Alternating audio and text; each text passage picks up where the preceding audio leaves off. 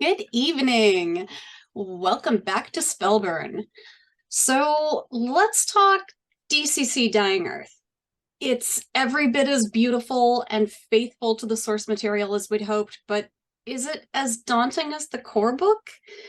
Well, since DCC fans have come to Spellburn for the lowdown on rules for the past decade, we'll discuss some of the chewier Dying Earth rules with Judge Will Keller, one of our demo night judges who cut his teeth on them.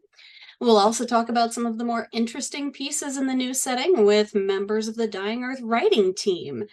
And we may even have a couple tidbits to share from the highly anticipated Vance Mance trip. I'm Judge Jen, but I'm only partially to blame for all the verbiage. With me is my verbose co-host, Judge Julian. Verbose. I think of myself as loquacious. You take the Vancian verbiage up a notch to Bernician. Bernicianisms? Yeah, that. Sheesh. Yeah. I accept your compliment with equanimity, and yet I find myself undeserving of this sentiment. I I'm not even going to repartee with that. So hey, we should talk real quick or something. Did you do anything fun DCC wise since Gary got?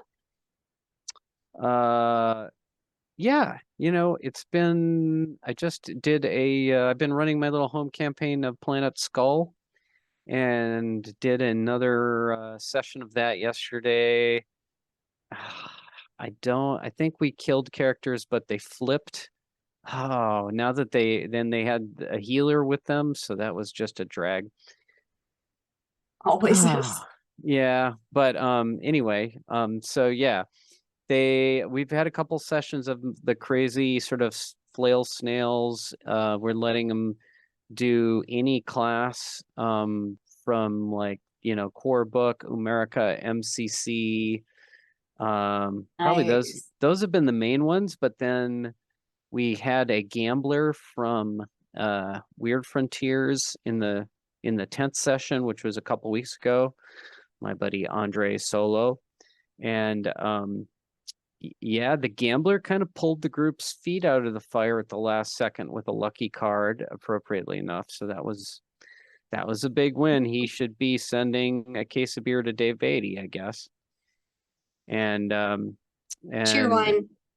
yeah, exactly. So yeah, we've been doing that. And how about you? For fun stuff, nothing I can talk about right yet. Sorry. But I am looking forward to War of the Cyclops Con, which, for those of our listeners and viewers who aren't familiar, is an online con that's going on. I believe it's the 5th, 6th, and 7th, or maybe it's just the 6th and 7th of May.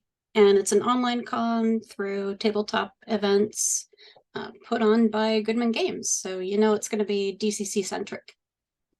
Indeed. All Yeah, sorts yeah. of flavors. Yeah, Saturday and Sunday, 6th and 7th.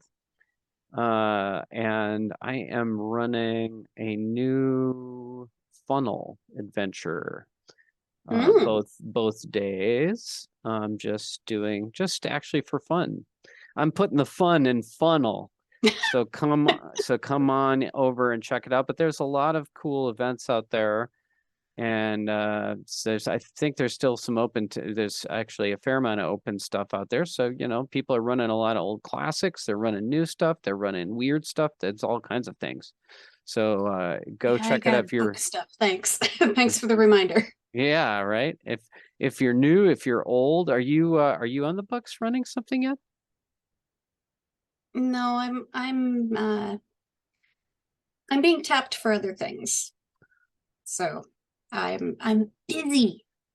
Busy. Okay. Well, but I like it. So it kind of works. Yeah, it's not too bad. Yeah. All right. Enough of that nonsense. We should get on with the show. Oh, the show, yeah, Yeah, absolutely. yeah, Let's we've do got it. a show. We've got guests waiting in the wings to be brought on. We should make that happen. Rock and roll. Let's do it.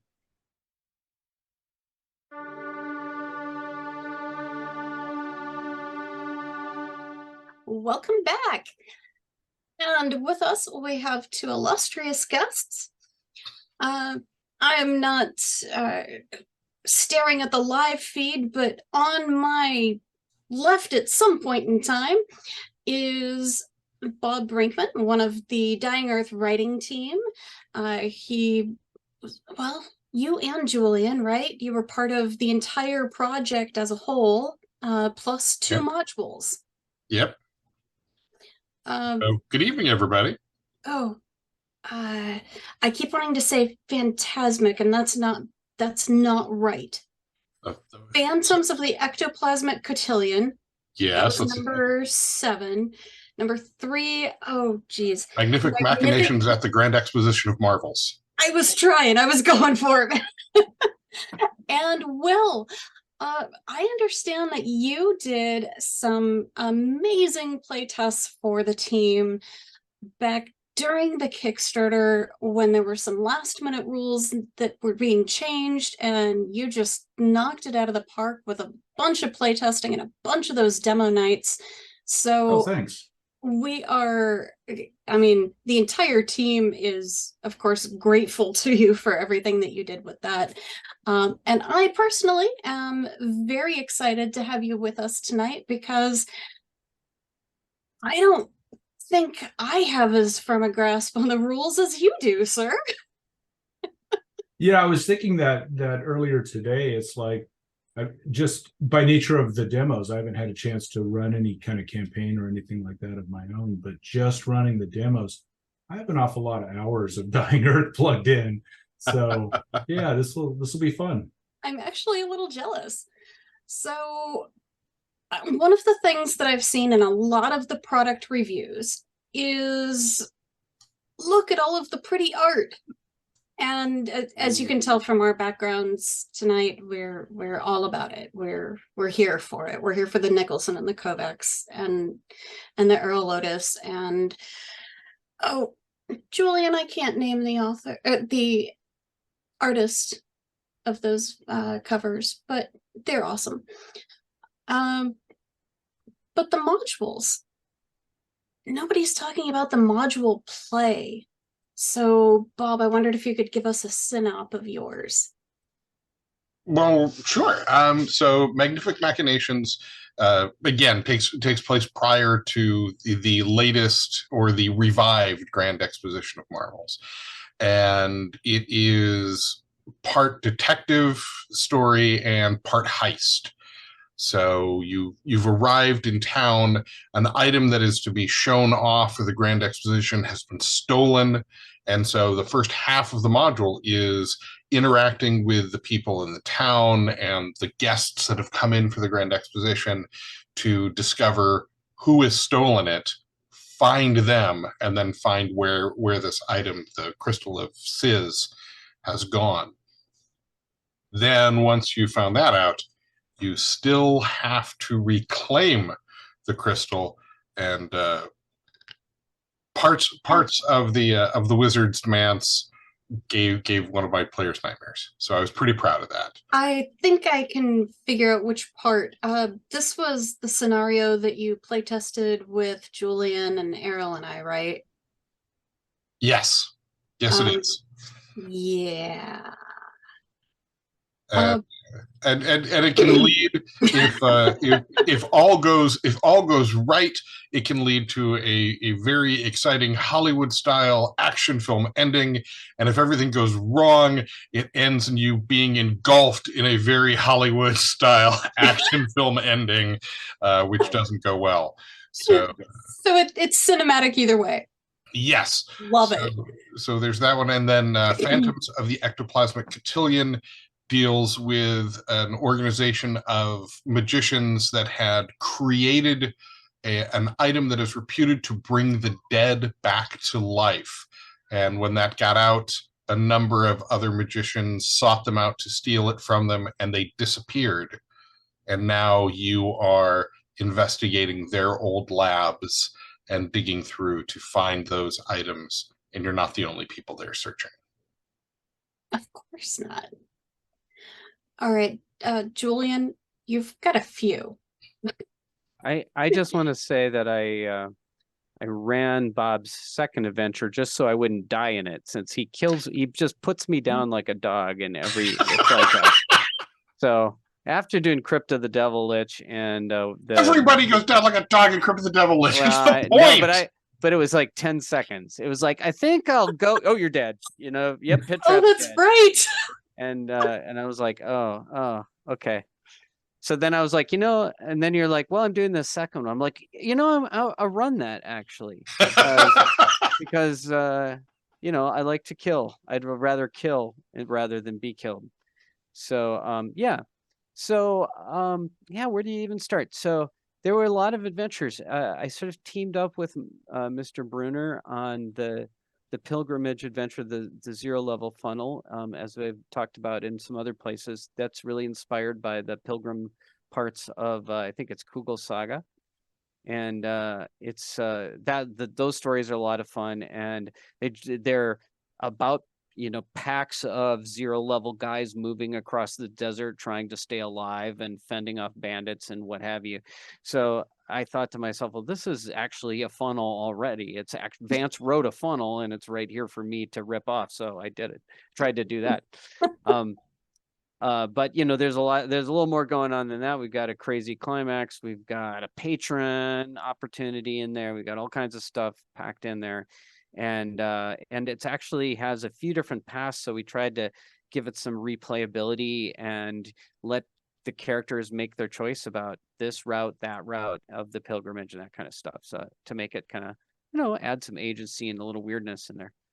I did the Laughing Idol, which I've been playtesting that guy since like 2017, I think, or 28. That sounds about right. Oh my gosh, that adventure's been written and rewritten a few dozen times. It starts with being hired to go find some brandy and then showing up there and nobody has any idea where it is. So you start to figure out what's going on in this weird little Kugel-esque Vancian village.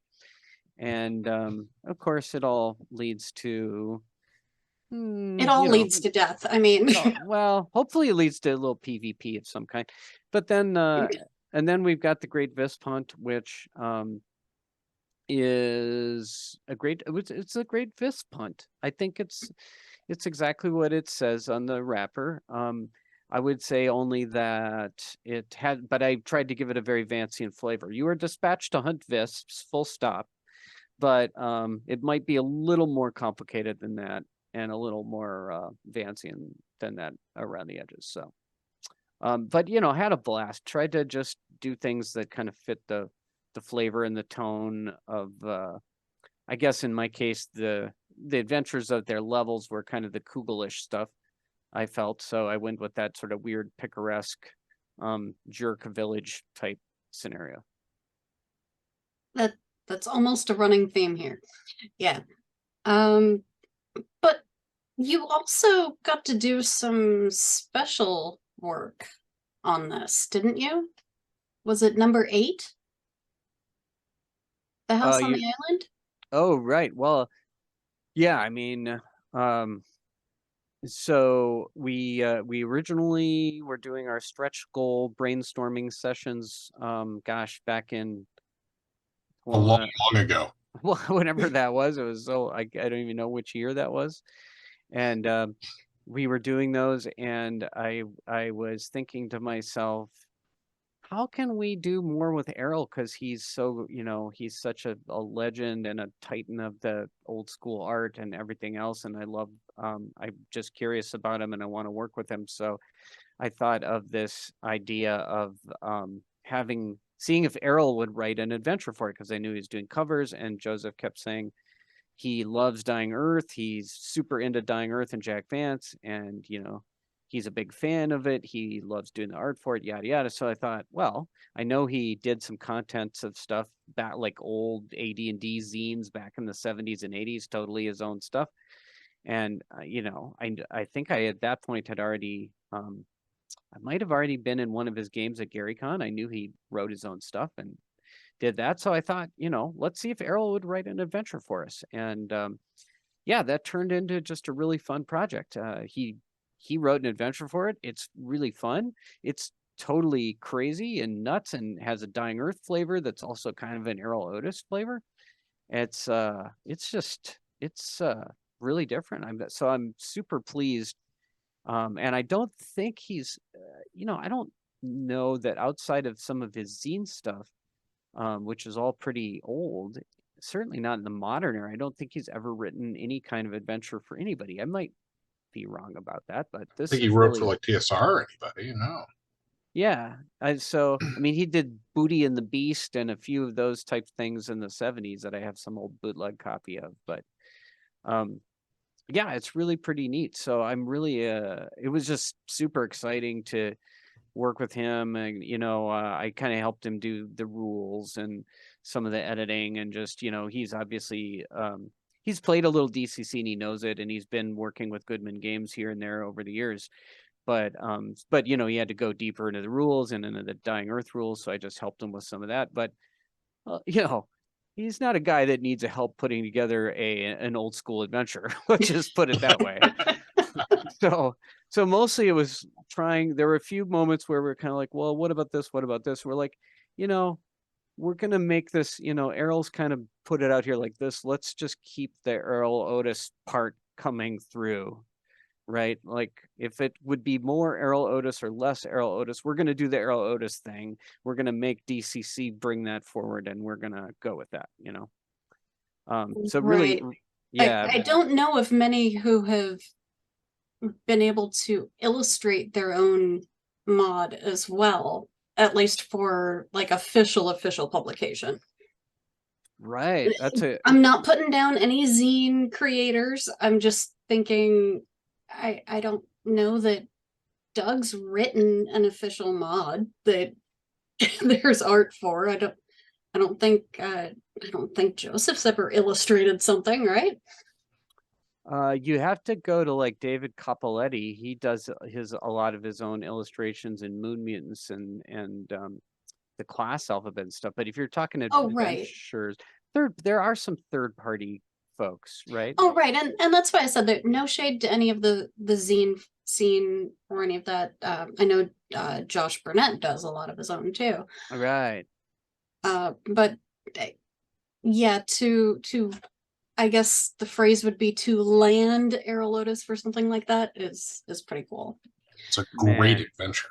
Yeah. It is a lot of fun. Getting to play that with Errol running it, no less. Right. I know a few people have that joy. Yeah. If you said, Julian, is there any possibility that maybe you just wanted to participate in play tests with Errol Otis? Maybe. Maybe. I feel similarly. Just another one of those amazing opportunities that we were granted by having worked on this project. So who knows if people go out and buy this adventure in mass quantities and love it and review it well, et cetera, maybe we'll have another Errol Otis adventure out there. So you never know. Don't tease. That's not any secret sauce at all. That's just me saying, I think if the Dark Master hears the jingle of coffers, and I think we could be like, you know what, this Errol Otis adventure is doing really well. I think people really dig this, and why not? Now, Will, is that one of the adventures that you did some playtests with? Yeah, I got to play test. That's the island or the house on the island. Yeah. Mm-hmm. Yeah, I got to play test that one. That was a lot of fun. And I got to run the Great Visp Hunt. So that was fun. That one was kind of interesting because, playtest notes are in a kind of a rough format. So I got the Great Visp Hunt, and it was kind of rough, and there was no description in there about like what a visp was. And so I'm trying to figure out this adventure. Like, is it a snipe hunt? Is this thing real? Is this? Yeah. So that was a lot of fun. I think the Visp shows up in book 3 of the box set, right?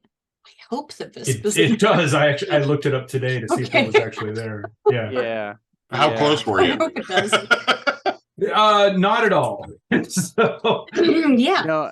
No, and ironically, when you get the adventure totally on his own or with editor collaboration or somebody or Joseph or something, Pogue did a anatomical cutaway of showing the Visp.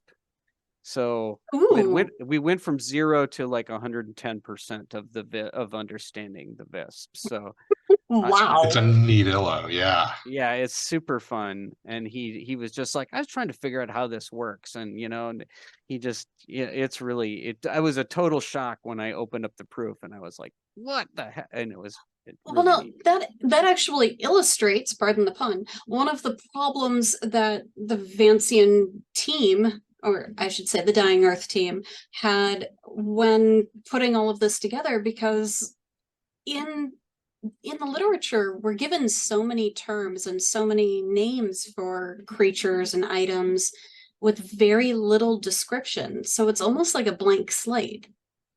Whereas, the flip side of that would be, I believe it was Moorcock that we were reading this past weekend, that there were all sorts of lovely descriptions, but no names for these things. So you wouldn't even know what to call it. Just it's got purple eyes. Instead, Vance gives us the names and very little description to go on. So I think you guys did a really good job of fleshing that out. And that would be the entire team, including Mark Bruner and Terry Olson, right? That was so absolutely terrifying for me, because I was looking at it going, okay, so it's a near blank slate. I'm like, okay, whatever I put down, has not been contradicted. However, this is Jack Vance's Dying Earth, and people really, really love this. So there's that fear of not getting it right, even though there's nothing there to really get wrong. And so it was all about catching that feel. It was stressful. Well, and I sort of had the same reaction when I first saw the map, because there's a lot of detail on that map. It's a beautiful piece of art, but I remember from the stories, it's like, well, I know point A and point B is about how far a demon can fly in a couple days, and that's like all the description you get. So the fact that you could take that and turn that into a workable map, I thought was really great. Credit for that goes to Jen. I don't know about that. Doug made everything. Doug made a beautiful map, but Jen spent like 2 weeks going through all of the books repeatedly, looking at the originally published map fragments from various books, fitting them together, taping everything up, adding stuff. And, it was a day and a half. She put a without more sleep. than a day and a half. I remember the grumble sessions, just to make sure that the map was right. And again, right, most of that had never been mapped. It was hard to get wrong. 2 that were quote unquote official, and none of them were actually from Jack Vance. He never mapped it himself. Yeah. And the 2 that were official end pages in various printings of books didn't even agree with themselves, and it was by the same cartographer. And it was healthy, equal doses of looking at the Spatterlight community and talking back and forth with Doug and saying, maybe here, what about here? What about like 2 centimeters over? And then he's like, Jen, we work in inches. We're not commies, so yeah, I'm Then Doug made it beautiful. Not nitpicking, right? Map. So I'm probably most curious, Will, of the 4 classes that we are given, which do you find easiest, or by that same token, most challenging to run? because this is where we need to start getting into, hey, this is my favorite, and this is not, but this is why, and this is what needs to be understood a little bit better. Kind of like spell duels back in the day, right? Yes. Yeah. Let me sort of answer that in two ways. So the way that I do my demo, and almost all of the Dying Earth that I've run has been in this demo format or the playtest format with the Vispunt. So I haven't had a chance to really kind of dig in with my home group and spend some time in the trenches. So a lot of this is reaction to explaining it to first time players. And in my experience, that's why you're here. In my experience, the Wayfarer is the hardest to explain, Really? and the Witch is the hardest to run. So intriguing. The way that I normally do the demo, I spend about 20 or 30 minutes at the front, because most of the people that play in the demos are DCC players. So we're starting from that baseline of they already know how the core classes work. And so I'll take about 20 or 30 minutes and talk about the different classes and how different things work and everything. Everybody's fine. People that have played Wizards before, they get the idea of, okay, well, it's a fixed value.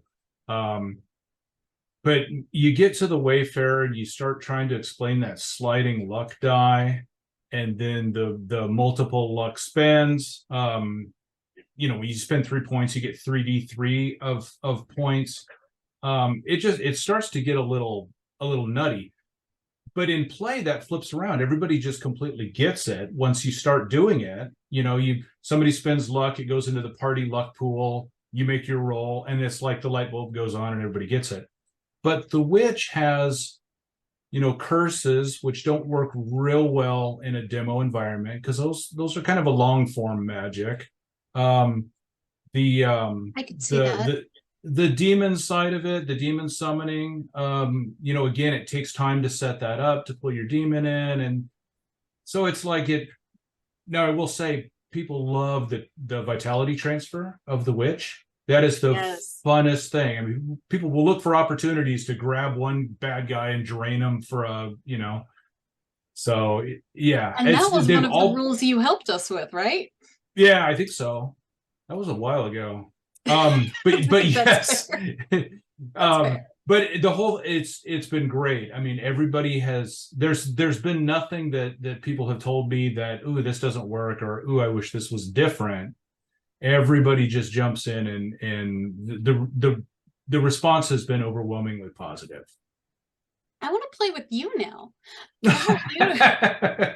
Well, we've got some demos. You can sign up for a demo. Right? Yeah. No, that's actually really awesome. And I did want to note that we can get the 0 level characters generated through Purple Sorcerer now, just without the Dying Earth rules yet. It doesn't have things like the Bat Thing patterns. Besides the Bat Thing patterns, it's the starting Animus. Oh, the Animus, yeah. Yeah, which is kind of like a little piece of background. It's like a life mercurial effect. Right. And judging from the comments here on Twitch, I'm going to say that, Bob, you think the Witch is the best class out of the 4? Oh, so my favorite class to play is the Martial Vat Thing, because I am kind of a beat it really hard with a big stick sort of player. So the Vat Thing is my Dying Earth dwarf stand in, if you were. But I absolutely love the Witch class, because I think curses in DCC have long been underused to begin with, and so a class that revolves around invoking demons and using curses is near and dear to my black shriveled heart. And Julian, your favorite would be the Wayfarer? Now, why would you just assume I go straight to the Wayfarer? Well, Kugel Jr. Like I'm just like that. Yeah. Okay. I would say, gosh, I really love them all. In fact, I have been playing some playtests, which is where I I got corrected on the rules last night. But anyway, I really awfully like the Magician. I think the way that it is sort of nailed to the Rialto Magician template is awesome, and the Wayfarer we've already talked about, which is also really great. But I wouldn't want to take anything away from the Magician and the Vancian magic, the way they do rote magic, the way the amplification dice, where you roll 2 dice, one is the high result, one is the low result, and whichever comes up the actual higher number lets you add some variability. You will either, if the high die is the higher result, you add that result, but if the low die is high, you subtract that from your spell check. Okay, can you say that one more time? Because that is one of the rules, one of the chewier things that I really wanted to focus on. Can you just repeat that? Well, let's just stand back and talk. The magicians don't work like wizards in DCC. They memorize their spells at a particular result, and they would then cast them at that result every time. So once you've learned it at a 14 or a 17 or what have you, you've memorized it at a 17. When you go to your next level, you'll have a chance to rememorize it and try to improve your result. You might also degrade your result, but whatever. But so you're set at that fixed result, and you can memorize it each day or whatever, but you can use this amplification feature, which adds a little variability in gambling, where you take 2 dice of like different colors or somehow marked against each other, and like 2 d6s, 2 d3s, 2 d7s, depending on your level. One is the high die, representing a positive change. One is the low die, representing a negative change. So you just say the purple die is the high. Right. Okay. So, and the green die is the low. And if the purple die comes up higher result, that number is what you add to your memorized check to get a higher result. But if the green die is higher result, that one is subtracted against your result, and you get a lower result, including you can lose the spell if you for the day if you go low enough. Which is exactly, I had both things. I got to boost by 7 and lower by 6 in last night's game. So and can you choose when to roll those amplification dice? Yeah, absolutely. You are not required to use amplification. It's, so if you have a good result that you like, it won't really usually make sense to use it. But if you don't have a great result and the chips are down, it's a good time to probably rock and roll with that. Okay. And with the memorized spells, that means we have spell slots again, like going back to AD&D, right? Right, and it's very circular since, of course, Gygax was inspired by the Vancian concepts, and why we still call it Vancian magic today in the old games. And Will, how does this work for you in the playtest? Do people who know DCC rebel against it? Well, one of the things that I really like about DCC, and I've heard other people really like about DCC, is the magic doesn't suck. If you're a wizard in DCC, you can cast spells, and even when you screw up, you can cut off a finger and keep casting spells. If you're a cleric, your god may come down and smack you in the face a few times, but you can keep casting spells. And that's such a contrast to the early days of D&D, where you'd be a wizard, you go in with your 1 magic missile, you'd shoot it, and you'd have to camp for the night. Oh, yeah. And DCC doesn't do that. It's not really Vancian. It's its own thing. And so with Dying Earth, we went back to a much more Vancian approach. And a little more draconian. A little more draconian. But the response has been actually pretty positive, because it gives you some idea of what you can do. And the fact that you can re-roll those spells every level means by the time you're 4th or 5th level, you're a demigod. You're throwing everything in the high or the mid 20s. And but what really makes the difference, and what I think makes the Magician in Dying Earth work, is force of will. So force of will is just a raw magical outpouring, not a whole lot of finesse to it. But you can do that anytime. And so when you've run out of spells, you can still magically punch things in a way that early D&D wizards couldn't do. So it works. I mean, people love the high power of the memorized spells, the rote spells, but then having force of will there kind of is the cherry on top. It makes it all pull together. Almost the stopgap, right? Or the bridge. Yeah, it's the way that you can keep going, because there's nothing less fun in a game than being dead weight, or having to stop after 2 hours of adventuring so you can do 8 hours of rest and then do it all over again. That's not fun. So this at least lets you be. Now you're going to run out of personality eventually. You're going to have to go back to town and camp out eventually, but it's usually not going to be right when you ran out of your spells. So yeah, and people in the playtest have really latched onto it. Nobody's been overly confused by it. It's all just worked. He got grumpy and left. No, that's ours are getting grumpy. That's why I'm distracted. I apologize. No, it makes perfect sense though. Did you see this question in the thing about how long have we been working on this project? And Bob and I gave the same answer, that we joined in fall of 2017. Yeah, because Mark got tapped in like February or March 2017. Mm-hmm. So if we would have just had a baby together instead. Bob, that was it'd be a medical miracle and already out of kindergarten. Right. All of 17? Really? Yeah. Right around Hurricane Irma. Wow. Because Mark, remember the timing of it was shortly after the Sanctum Sanctorum Dying Earth show. That was what was so funny about it.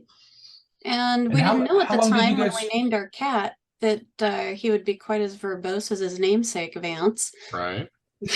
How long did you guys work on it before the Kickstarter? Well, it kickstarted in 21, summer of 21. Yeah, about 3.5 years. 3.5 years. Wow. God. I was tapped around, I want to say early 19, late 18, something like that. And didn't really get a chance to completely dive into the editing until COVID. So, yeah.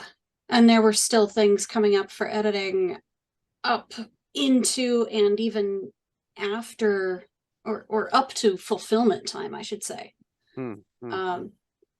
There's a lot of cool things that I think some people have missed, like, hey, look, these Ioun stone dice are really cool.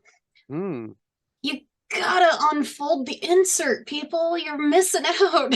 Yeah, because there's always extra content in the dice tubes. Yeah. Wait, Jen, tell us about the insert. I don't want to throw any huge spoilers in there, especially if we're going to talk about Ioun stones in a couple minutes, but they might be white. There's an 8th Ioun stone off. There we go.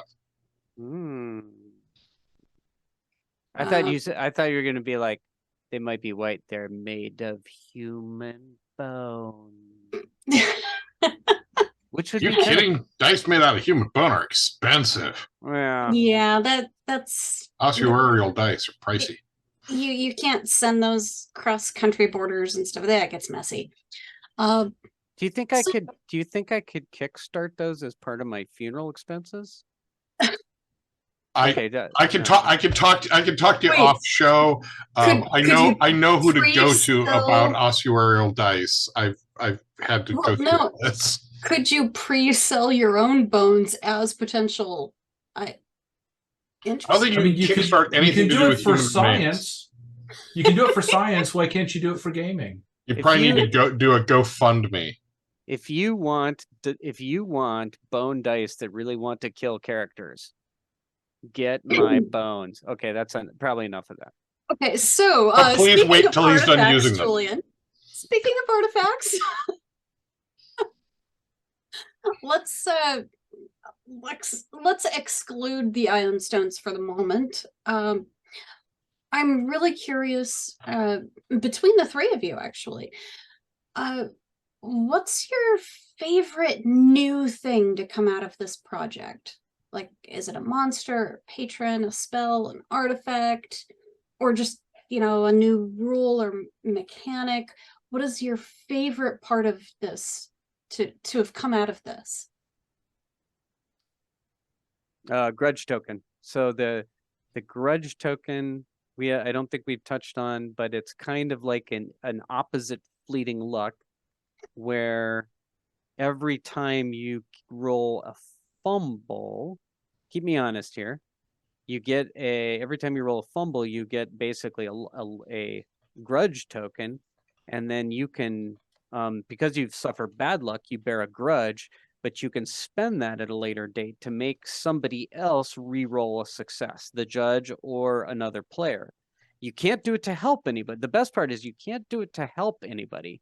You can only do it to make them re-roll a successful roll. And so it has to be made at like -1 die. That's if you have multiple. That's if you have multiples. Multiple tokens. Oh, for each additional grudge token discarded. Right. So if you had so you can three get of the them, table ganging up on you. yeah. So that could, and I Sucks. have seen that as a judge where people were throwing down, but I think it's great because, of course, so if you, again, not everybody's going to want to play in a Kugel Vancian way. So it lets people collaborate in a very traditional way if you want to do that type of thing in a Dying Earth adventure. But it also, if you want to go a little more PvP and, Knives Out kind of, really Vancian spirit and have it be a low trust table, that could get really interesting. Yeah, I don't even want to think about that. Bob?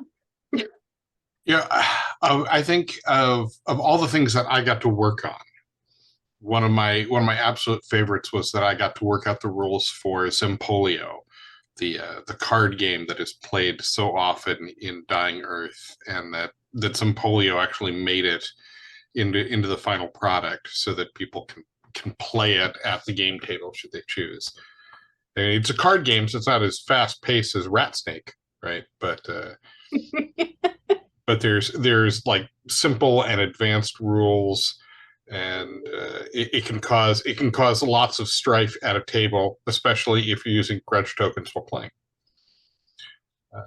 That's true. And what was it? The High Wizard version of Zempolio uses a full tarot deck. Right. The kind of the low version just uses the minor arcana, and then when you're playing the higher version, the major arcana come into play. So it's picture a combination of poker, war, and a tarot deck, and you are on the road to. That's right. To it was like Wizard's War. Yeah, it is literally it's the kind of poker game where you can get you can lay down a full house and everybody dies, right? That's sort of the joke. But I had a lot of fun with that, and I was really excited to do the Dying Earth name generator. I went through all of the stories, pulled out every single character name, broke them all down, figured out what was appearing more frequently than others. I spent about a week on the thing, and so there's that. There's various wizardly sobriquets. There's all sorts of fun stuff in there, and just beyond the stuff that I just did, there's so much really cool background stuff. Customizing spells. Pick one. Customizing spells. I think that is a rule. I was hoping you were going to say that, because that's what I was going to go with. Was well, then spells. I will say customizing spells, and I'll throw it over. For me, I will throw it to my left to Will, because that is, I think, the thing that every player is going to want. No, and when I was doing the playtest stuff, like way back in the Kickstarter days, there were all these references to customizing spells, but none of that material was there. So I've been waiting for 2 years, just knowing that it's coming, and so excited. So I haven't had a chance to actually use it in play. I've tootled around with it just on my own, but what it does dear listener, is it lets you take any of the established spells and you can go in for any of the results on the spell chart and modify them. And, there's a little bit of give and take. You have to work with the judge and come up with something that's equitable and fair. But you can, the example they give is if you want, one of the magic missile entries that does one missile of a bunch of die, or one missile of a big die, and you want to change it to more missiles of a smaller die, you can. And there's costs associated with it. And then you actually have to go out and field test your new formula, which it's Vancian, so it comes with all sorts of downsides and could blow up in your face. But at the end, you get to modify a spell. And if you've looked through the Librams or through the spell book, there's so many named spells. You get to put your wizard's name on the spell that you modified. And now that's, whatever your character's name is, it's their version of Magic Missile. You can attach provenance to it. You can come up with your own entirely new spell. That's a lot of work, because you have to make a table to go with it. But it's absolutely doable. There's rules for it. There's costs. There's times. There's, the hoops you have to jump through to make it work. But I find that just so exciting, being able to come up with that kind of stuff. I think that's going to be a way for players and player characters to leave their mark on campaigns in ways that they just couldn't really do before. And it's so much easier than the old first edition D&D magical research rules that required an advanced degree in particle physics and at least an AP level calculus. I totally dig the rules for being able to change spells around. And I think it's fair to say that the spell provenance kind of takes the place of mercurial magic for this setting. Yeah. Yes, except that all of the effects for a particular magician's provenance are all the same. So, and I don't know any of them off the top of my head, but if you have 3 spells by the same wizard and they all have provenance, they're all going to have the same effect.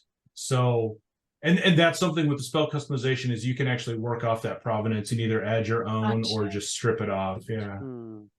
Okay. And then we had the wizardly objurgation, which is another nice way of saying your fumbles, right? It's it replaces your corruption tables, I guess. Well, when you learn a spell, you have to make a roll, and magicians start at a D16 plus their caster level plus their intelligence modifier, and that's the level that they know the spell at. The game is very forgiving in that if you fail that roll, you still get the minimum result of being able to cast that. So Magic Missile, you're still going to get that 1 missile for 1 point of damage. And then that gives you a chance to re-roll that. And as magicians go up in levels, that die increases. So eventually you're rolling spell checks at a D30. And it's just bonkers what high-level magicians are going to be able to do. It's less likely to actually fail then. But should you need it, this would take the place of patron taint. Sorry, not corruption. Right. But if you roll a 1, then you get this wizardly objurgation, which is like a provenance but worse. Yeah. That's not a spell you want to keep. You want to pass that off to your friends and get a new version of Magic Missile. Oh, that's funny. Now I'm curious, have any of you tried blending regular DCC characters with this setting yet? Or is that a topic for another night? In fact, in my playtest last night, we had this James Posnell guy was running a pretty straight up type thief character, and that was great. I think he kind of fit right in, and it's actually a really nice compliment to the Wayfarer, because if you have the Wayfarer in the party, they can't both steal luck. So the thief then kind of fills in some of the other thief things the Wayfarer doesn't do. And they actually kind of complement each other in a nice mechanical way. I thought it worked really pretty nicely. And the warrior, I think they talk about in the player's Librum in the very introductory thing, you can just add it as is. And, those martial. You could even have a warrior wizard if need be, right? Oh, yeah. Absolutely. I want to say during some of the earliest playtests of, I think Mind Weft was the only adventure we had for playtest at the very beginning. And I don't think we had all the classes even complete yet, because I remember having a warrior in Mind Weft, in my Mind Weft playtest group. So from the beginning, it all worked together and played nicely. Yeah, in those original playtest batch, I did a playtest of Mind Weft as well. And in those original, now we're talking like 2018 or something. Yeah. Or, something like that way back there. But yeah, they had the warriors could cast 1 or 2 spells, right? I remember that, like, they were advanced up, and there were some little differences like that. But then I think ultimately we got rid. I don't know. We went in a different route. Instead, we have bad things that can cast 1 or 2 spells. Right. I think I would like to try to pull. I'm sorry, I didn't mean to. No, go ahead. Well, I was going to say, I think that I would like to try to pull in wizards. And the idea is that the magicians are very mathematical, very precise, very formulaic, and the wizards are more vulgar magic. It's uncontrolled, it's unpredictable. The only change that I would make is that I would expand the instead of misfire on a 1, I'd move that up to a 1 to 5 or something. Otherwise, I think wizards would just overpower magicians. But I like that idea of the wild, crazy magic on one side and the cold, precise, calculated magic on the other. I don't know. I think that'd be fun. Well, magicians have that other really cool ability. Julian, you'll remember the name of it, and I don't. But essentially, they have a chance of knowing pretty much anything. The pandect. Yes, the pandect. Yes. Right. And so, yeah, it really is. It's the people that have learned things by rote, right, very logically, versus my instructor said it works this way, and just hope. Yeah. You still get all of the cool magic parts too, like every spell manifests for every wizard or magician, differently. And so you still get some unique stuff out of it, like you would normally with DCC. Yeah, it's still definitely very DCC magic. I would not put a cleric against a witch unless you're really in the mood for PvP, because talk about diametrically opposed. But you did have the gods of the Dying Earth, the remaining gods. Check it out in number 0, right? Now we do have somebody asking in the chat if this would be a cool setting to start with if you're new to DCC altogether, or if you would recommend them getting a little bit of DCC under their belt first. As a player or a judge? I think both. Yes. The person asking looks to be a brand new. I mean, yeah, if you're a player and you have a judge that wants to run Dying Earth, jump into that game as quick as you can. But if you're a player and you have a judge running stock DCC, jump into that game as quick as you can. Either one of those would be great. For judging, I don't think that the DCC Dying Earth is like too crunchy or anything for someone that's new to DCC.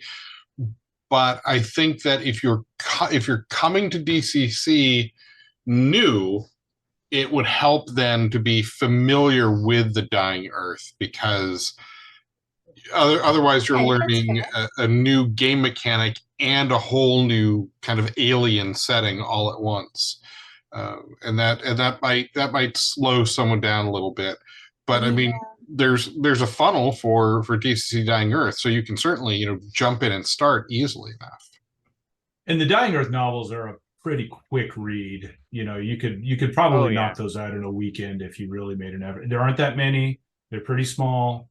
I mean, if you're not afraid of some verbosity and some phrases that will leave you scratching your head, it's okay. Vance made stuff up. It's okay. Well, Don't think that you're stupid because you don't understand it. What was Sometimes the book that we got from Spatterlight? It wasn't the glossary, but it was no, it's the Jack Vance lexicon. Yeah. I have from Albeloid to Zygage, the second edition.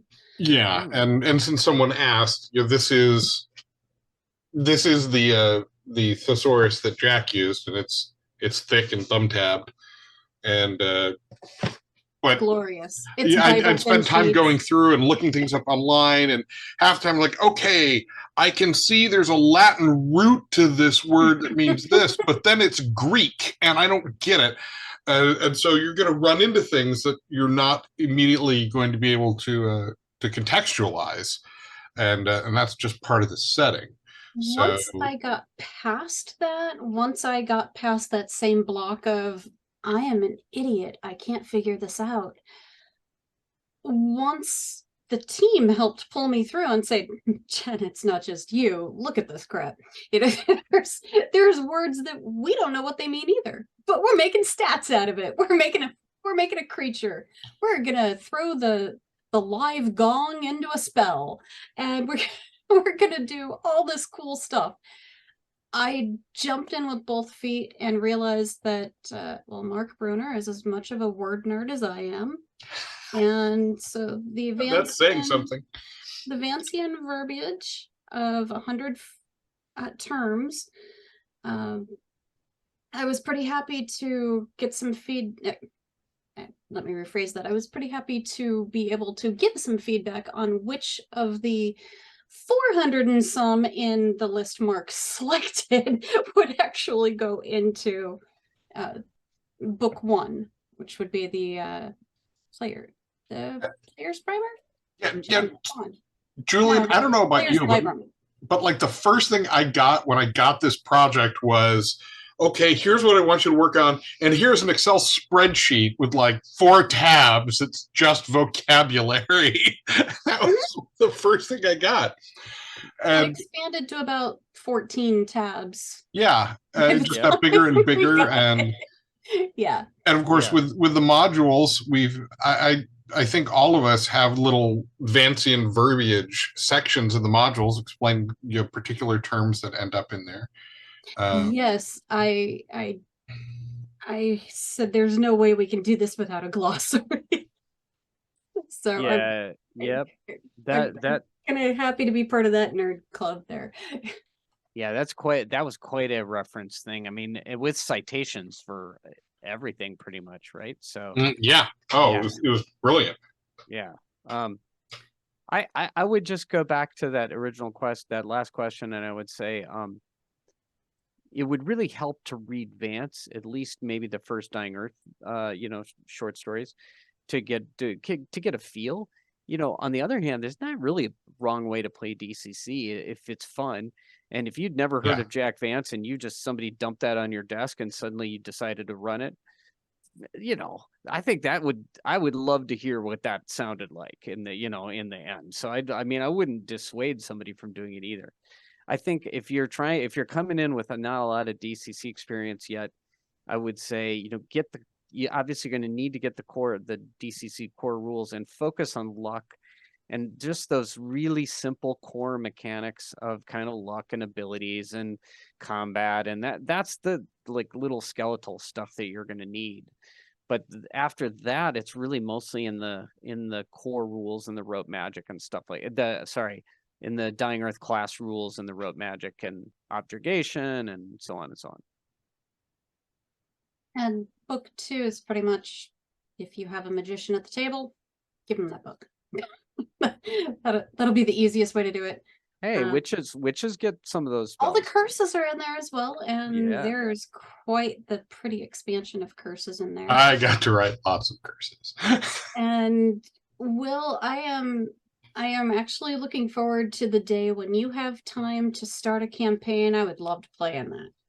All right, I will get that going. Do you have more info for us on the demo nights? Do you know what? Well, I think we structure have is I now? think we have 3 sessions left, and one of those might be actually happening right now. So the plan was to run those Whoopsie. through the end of the month. I think they're all full. They filled up pretty fast. So we may have to appeal to the overworld and maybe get a few more of those put on the schedule if people are amenable to that. But Yeah, they filled up super fast, and the response has been overwhelmingly positive. So it's been a win. I think the big key there is my favorite 4-letter word, right? Free. Free. As opposed to War of the Cyclops Con, which is, a minimal fee, and we all know that a portion of that, like half of it, goes to charity or something, and they always end up doing that. So yeah, I would say let's keep this summer going with the blazing sun. So I guess it's time for my favorite part, right? The fact that the Archvilts harvest Ioun stones from the cores of dead dwarf stars that have been rent asunder by nothing. This means Ioun stones are more than just magic items. They are actually, or had been, creatures at one point. They're just dormant. And to read that history just sucked me in so much that, okay, yep, these are my new favorite thing. And if I'm pronouncing it funny to your ears, it's because John Vance says that's how his dad pronounced it. So they're Ioun stones. Hard to argue with that. Do dwarf stars have beards? Yes. Yeah. Even the core of this dying Earth's sun will contain stones once it perishes, right? So we have 7 different colors, technically 8, but I don't have the insert right in front of me. The book gives you 7 different colors of Ioun stones, all with different personalities. And, I was really torn on rolling this up or rolling up a character for it, but I figured maybe we could go through that whole process at a later stage or even on a different show if need be. I think the pink one would probably be my favorite because you awaken the Ioun stones by touching them, and when it's awakened, it hungers for intelligence. So you sacrifice a point of your own, giving it to imbue this stone, which then, each color has its own pattern in which it circles around you or lazes or bobs around your head. It might not be above your head, it might be about your entire being, and each one has its own abilities that it will share with you. The pink one says, tell me of a time you should have died but didn't. And by telling the stone this, by imbuing it with that point of intelligence of your own and giving it that memory, not only do you lose that memory, but the bonus or effect that you get is related to the instance. And it has things like it'll store points of Spellburn for you to use later, or it will absorb X amount of spell power that is directed and pointed at you. Each day it will absorb this for you. And it just, yeah, these are my They're versatile and powerful, and that's why Yeah. everyone covets them so much in the novel. Exactly. Stealing them is possible. Stealing them is a thing. Breaking or shattering them is less likely, but it is possible. And if that happens while your point of intelligence is still within it, no bueno. you can also make it go dormant yourself, at which point you lose all of set abilities and focus power. But you get that point of intelligence back. So that would be my favorite thing. Thou shalt not cover your neighbor's Ioun stones. Yeah, exactly. No, thou All right, shalt. Julian. We are running over just a slight bit, but I'm a little sad that we don't have Mark with us and Terry to just have like the big family reunion sort of thing going on. And Will, you would absolutely be absorbed. You're fine. But Terry wasn't able to make it with us to the manse either. So we got to make up for that. And Julian, I think you had an essay go public about your favorite things there, but was there anything that maybe you didn't write about? Any little aspect that you would like to focus on from your trip to the house that Jack built? I mean, I don't know what to say. I'm sitting in Jack Vance's house. I remember when we were doing the Kickstarter, John was saying, I can still kind of picture my dad sitting in his chair by the kitchen with his feet up, writing with a quill pen, drinking a cocktail. I can't remember he said the cocktail. I can't remember it anymore. But he's just out of the shower, fresh aftershave. He's writing with a quill pen, and he's just absorbed in his. And that was a hell of an image at the time, which spurred me to try to get more writing done after work. That's another story. But then there we were, and I'm sitting in that room, and I'm thinking, somewhere here is where he means that Jack Vance sat doing that, right? Like here. Oh, I think, I was like. I wonder if it was in that little nook. I don't know if it right off the kitchen. Yeah, where it's just right off the kitchen. Essentially, that's kind of where I envisioned it. But anyway, I was standing in one of those places at one point. But just that whole. I don't know. To be sitting there in Jack Vance's house with Doug Kovacs and Errol Otis and you guys and John Vance and So the other thing, of course, my essay, I think Bob and Mark and others covered like the amazingness of being in the house, talked about the house more, and some of the adventures that he was telling about with Paul Anderson and all that stuff. I went deep and I was climbing through those old books and I tried to sort of reverse engineer some of like these books from the teens and 20s that Jack had left in his library, and I had a blast. I was taking pictures of those and then looking them up later, and probably we'll dive deep. So that was especially fun to me, and also looking at all the really cool collector's editions of Jack's work that they had in the bookshelves there was also really neat. And the foreign language editions. Oh yeah.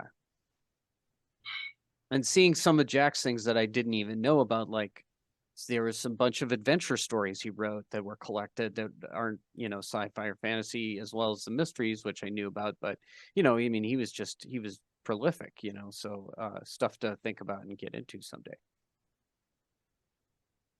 Yeah. I can certainly attest. I'm starting to use fountain pens now because of him, and seeing that collection right after reading the autobiography that showed all the different colors of ink that he would use. And I'm like, I have a bunch of colored pens, but they're all like, meh. There's no character to them. So yeah, I started, nerd, sorry. Well, it was really neat going through all the books, and it was kind of poignant hearing John talk about how he wished he had kept all of the collections, all the anthologies that Jack's work had appeared in, because a lot of those had like an author's foreword and things like that he no longer has access to. And I know that we went through our collection. We were able to find 2 or 3 that John didn't have, and we were able to send him that information. But then sitting there as the slideshow ran, and he's like, yeah, so there, this guy here, he's the guy that did the tile work for the kitchen ceiling. He was a friend of my dad's, and then he moved to, I think it was the mountains in like Spain, and like just completely went off the grid and disappeared. Or you'll hear these carved wooden beams in the dining room. My dad ordered them, custom made, and we were completely done with this room, and then they arrived. Right, we had just written them off; they weren't going to show up. There were so many great stories, and there's so many interesting little facets to the house. There's the crawl space that runs between the ground floor and the upper floor, the, as Jack Vance called it, the mezzanine. There were so many wonderful little details, and so many things that were just that would just absorb all of your attention until you shifted to the next, oh my God, what is that moment? Right? I mean, Mark Bruner got to hold a Hugo. Yeah. The trophy case is something else too. You're like, And my photo is way too fuzzy to ever be used. I'm so bummed. Yeah. There was a lot packed into that, what, 4 or 5 hours? Yeah. I'm still absolutely stunned, and I keep telling John that it's our turn to make dinner for him now. Because they presented us with quite the meal, and then, my God, we got to sit know at you're the table adopting and us listen now, to right? family stories. I mean, Yeah. It was, or the moment I was talking about a wooden mask that was hanging on one of the walls, and I had a lot of character, and I really wanted to do something with it for the expansion work, coming from the house visit. And John was like, "Oh, well, hang on. If you like the masks, let me go get something." And so he went downstairs and dug around essentially in their bug out area, right? I mean, they live up in the mountains, wildfires come, there's stuff you have set aside to grab and run, sort of like we do for hurricanes. And he came up with this box, and he unwrapped this ceramic mask that Jack had made, because the Vances had a ceramic shop in Berkeley where they didn't really sell a lot of stuff, but they met a lot of cool people. And it was just this moment of, I've got something that you need to see, Bob. And I was just, you just can't get. Is that Vance? it is. He's upset it's past dinner time. Yes, that's our Vance. Very, very fitting. That's Vance the cat. Yes, who is just as verbose and loquacious, and not quite as much of an artist as he thinks he is, though. Gotta love a chatty cat, though. Yeah. Except at 6 o'clock in the morning. We could probably wax poetic over this trip time and time again, and honestly, I look forward to doing just that. But for now, I can see our Twitch mistress tapping her little watch, and I guess now's time to say thanks to Glitter Wizard, Loot the Body, and St. Karloff for permission to use their music. We will be bringing this to spellburn.com soon for the audio files. Email's still funky. You can comment on the YouTube video once it's brought live on the Goodman Games channel, or track us down, Julian and I, individually, if you can find us on the socials. Any last words from our guests? All I can think of saying is thank you to Joseph Goodman and to Mark Bruner for bringing me into this. There were so many once in a lifetime events that came about during this whole project that I just 10-year-old me is still screaming. It's That's fair. That's totally fair. Yeah, and I would say thank you as well for just, the tiny little bit that I got to be involved in all of this was just great. I enjoyed every moment of it. Not tiny at all, man. It takes a village. Absolutely. Takes a village. Does. I just urge everyone to persist perpetually in these recreational and slightly theatrical activities, or, as I used to say, just game on. Nicely done. Good night, all. Not everybody.